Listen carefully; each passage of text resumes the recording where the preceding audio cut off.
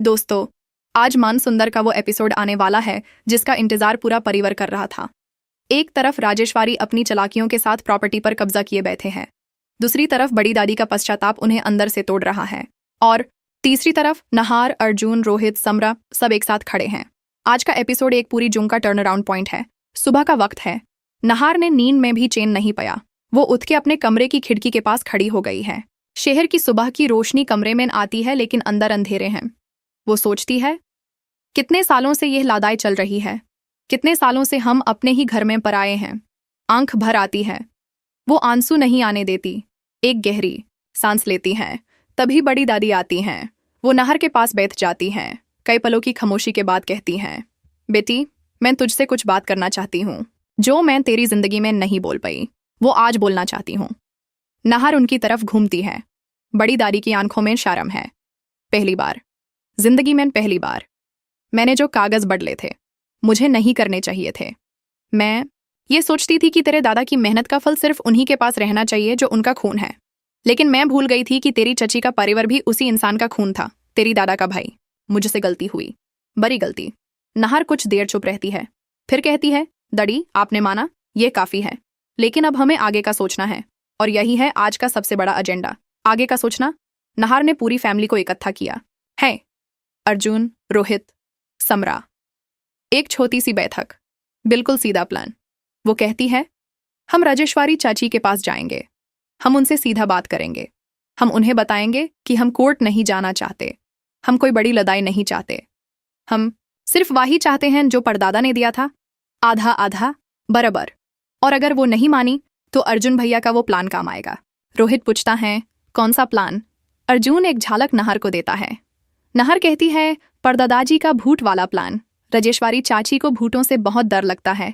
अगर उन्हें यकीन दिलाया जाए कि घर के बड़े बुजुर्ग खुदा के उनसे प्रॉपर्टी का जवाब मांग रहे हैं, तो वो टूट जाएंगी। लेकिन रोहित इस प्लान में एक खामी निकालती है। भूत बना के क्या होगा? एक दिन का डर। वो कल फिर उठ के अपने वाले स्टैंड पर आ जाएंगी। हमें कुछ ऐसा करना है जिससे एक हमेशा का हल निकले। समरा कुछ बोल रही है, लेकिन तभी बाहर से आवाज आती है, राजेश्वरी की आवाज, तेज दहाड़ी। यहाँ क्या कॉन्स्पिरेसी चल रही है?